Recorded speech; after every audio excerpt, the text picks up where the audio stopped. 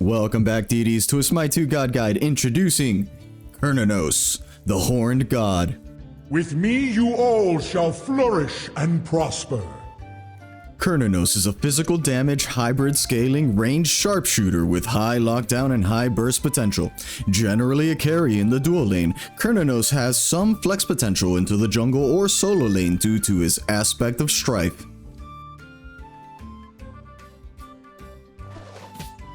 Cernunnos has a standard ranged auto attack with an auto attack chain of ×1. Cernunnos passive, Heavy Glaive. Basic attacks deal bonus damage to enemies in melee range, scaling from strength and some intelligence. It is important to note when hitting multiple enemies that only one enemy will take your actual auto attack damage while the rest of the targets only take the bonus damage. So as you can see there, only one of them is taking 30 plus 9 while the other two are taking just 9.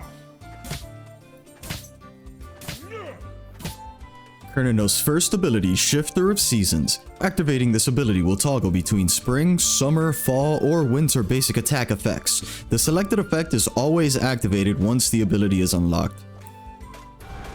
Spring provides a lifesteal buff that scales with your intelligence. It's worth noting that though these effects apply to your basic attacks, the lifesteal buff from Spring also works on your abilities since the buff provided from Spring gives lifesteal instead of healing on hit. Summer provides bonus damage that scales with either strength or intelligence, whichever is higher.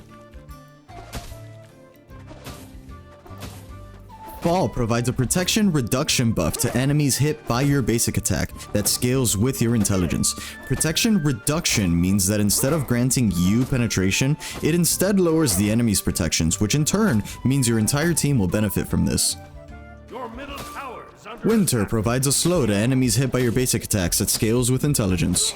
This ability is what allows Cernunnos to trade with the enemy effectively. It's important to continuously apply the fall debuff on the enemy, then cycle either to summer or spring depending on your situation. But most importantly though, it's getting stacks on Cernunnos' tracker all 4 seasons, which tracks how many times enemy gods have been hit by all 4 seasons within a short time.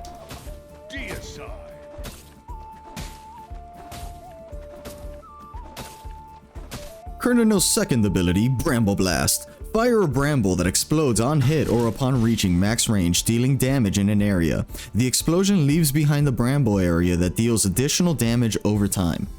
Enemies directly hit by this ability are rooted and crippled. This ability scales with both strength and intelligence. Mainly used as early wave clear, it's recommended to let the wave meet before throwing this ability to clear. That way you can try to have the ability hit both the front and the back line of the minion wave. The root and cripple, however, means that this ability is also quite versatile, being very useful to stop incoming ganks by rooting mobile assassins or being used to set up the rest of your damage on a vulnerable target. Cernunnos' third ability, Horn Charge. Dash forward, passing through and damaging all enemies in your way. This ability can be cancelled at any time and scales with strength. Mostly used as a movement ability either to engage or disengage, this ability also comes in clutch in 1v1 scenarios since it's not only repositioning you, but also works as one of the fastest auto attack cancel abilities in the whole game. Cernunnos' fourth ability, the Wild Hunt. Polymorph enemy gods into wild boars and then start the wild hunt. Polymorphed enemies are silenced, disarmed, slowed, and are transformed to look like animals. This ability scales heavily with intelligence and modestly with strength. This ability is why we are here. A giant circle, big damage, strong crowd control ability, and genuinely just funny effects. Not much beats showing up to a team fight, turning everyone into pigs, and then watching them try to run away.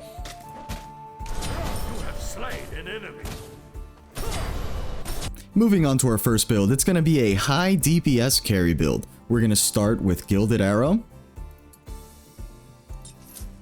We're mainly looking for the crit chance that the upgrade provides, but the extra gold gain from the passive of this item is going to be useful to help you get to full build. But we are mainly looking for this 15% crit chance here. I mean, the 50 basic attack power and the 10% attack speed is nice, of course. Our first item is going to be the recently buffed Dagger of Frenzy, granting 50 strength and 15% attack speed, and then active, you gain extra basic attack damage and attack speed for the next 5 basic attacks. Killing a god refreshes the cooldown. This is your go button. If you can engage and land the root from your Bramble Blast, you can activate this item and then watch the enemy's health bar just get deleted. With a base cooldown of 15 seconds, I think this item is absurd on gods who can capitalize on the engagement, and paired with the extra damage on your basic attacks from your Shifters of Seasons, as well as your passive, Cernunnos can definitely capitalize on this item.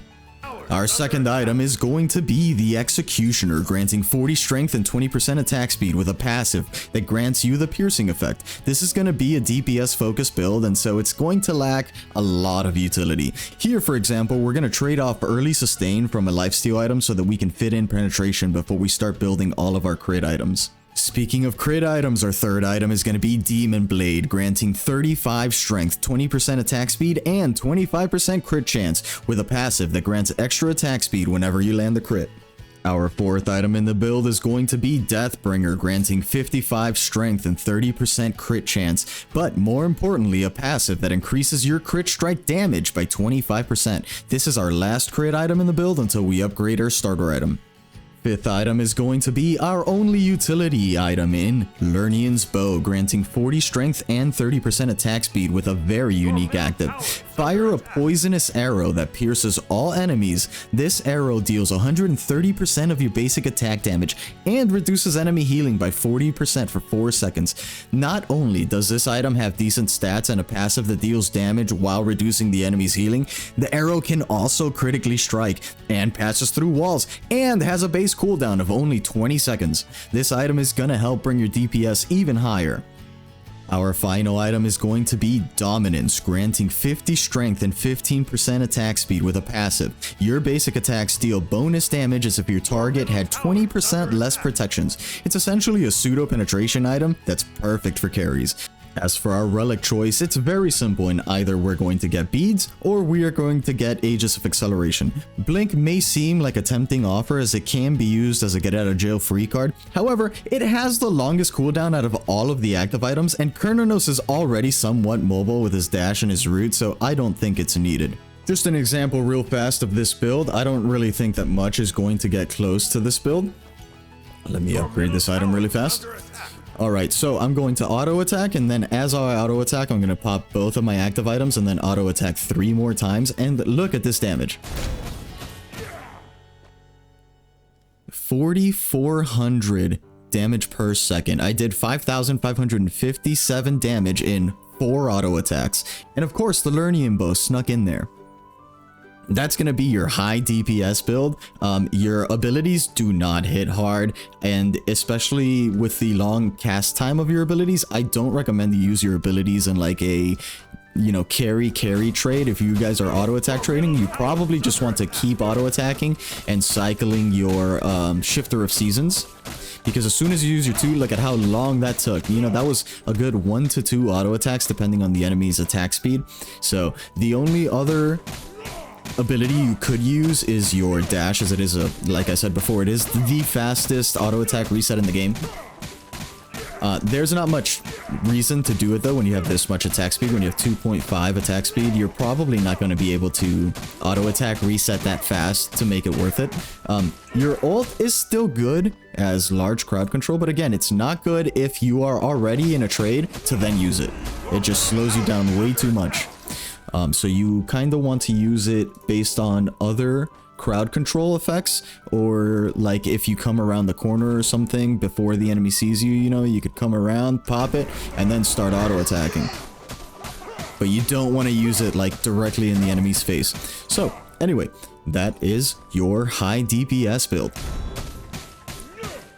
Moving on now to a much less damage focused but much more versatile build for carry. We're going to be starting off with Conduit Gem. Cernunnos has decent clear, but with this item we can help him compete with gods with much better clear than his, as well as providing extra threat level to your Bramble Blast. Our first item is going to be Bracer of the Abyss, granting 60 intelligence and 30% attack speed, and the passive. When you hit an enemy god or jungle boss with an ability or basic attack, you gain 10 basic attack damage, stacking up to 6 times. This effect can be stacked by the same ability, meaning that your Bramble Blast can stack this item to full stacks if hitting enemy gods. Our second item is going to be Braggy's Harp, granting 35 strength, 25 intelligence, and 15% attack speed as well as a passive. All targets hit by your basic attacks take bonus magical damage. This item continues to enhance our on-hit effect nature, as well as the intelligence from the item granting us increased lifesteal when needing it from our Shifters of Seasons spring mode. Our third item is going to be Demonic Grip, granting 55 intelligence and 25% attack speed, as well as granting us the piercing effect on our auto attacks.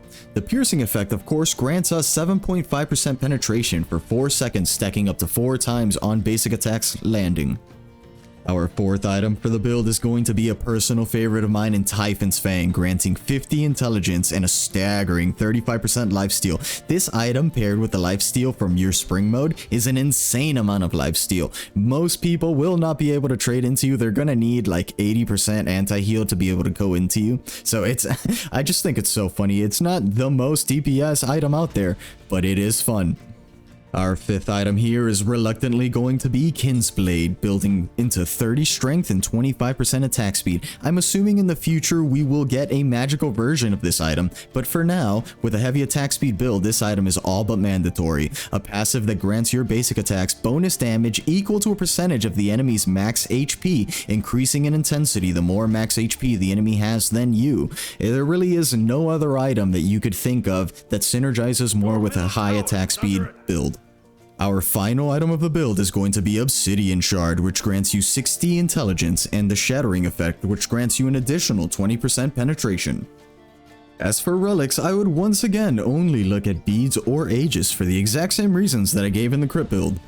Taking a look now at Cernunnos' aspect, the aspect of Strife. Your basic attacks no longer fire projectiles, instead becoming melee ranged while dealing increased damage, cleaving, and applying Shifter of Seasons effects to all enemies in the area.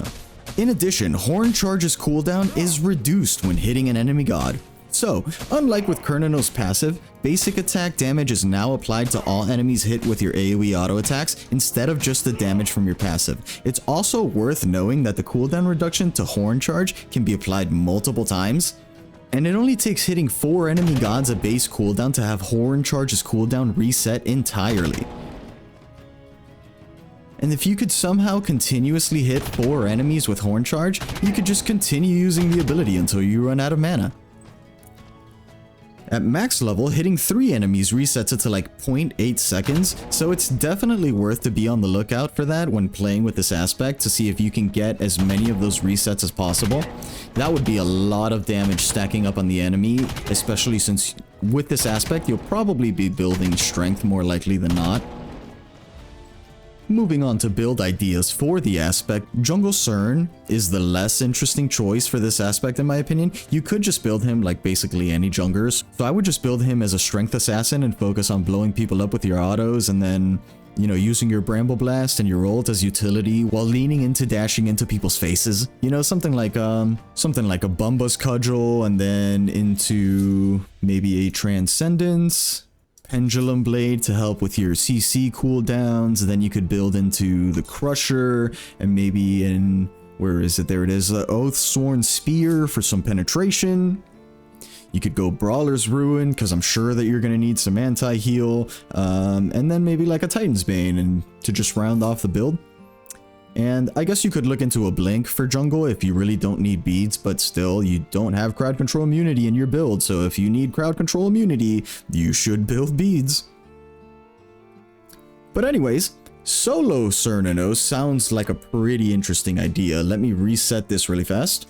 Considering that Cernunnos has a lot of intelligence scaling and many hybrid items come with intelligence, if we give up some damage and focus on a more like tanky sustain role, we could end up with something really interesting. Like maybe we could start with a Death's Toll to take advantage of your AoE wave clear from your auto attacks. That way you're continuously healing while clearing the wave in solo.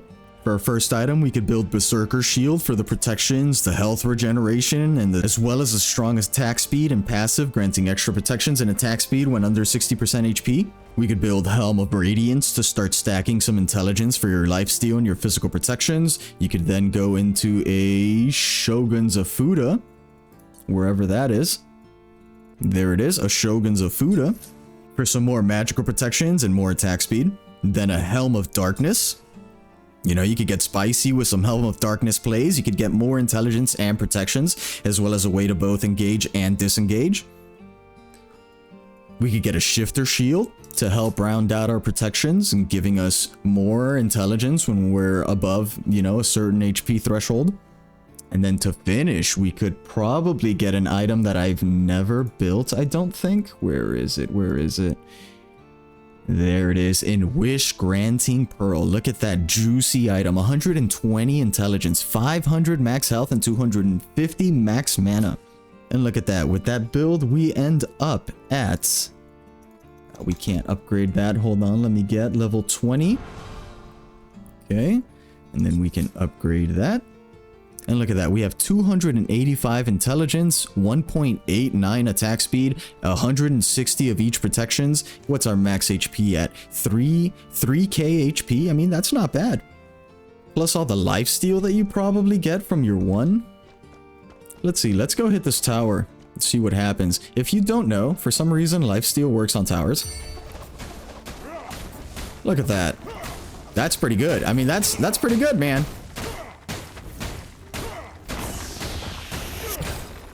I don't know that we can take the tower, but that's a lot of tower damage we took. Does it tell us how many? It doesn't tell me how many bolts.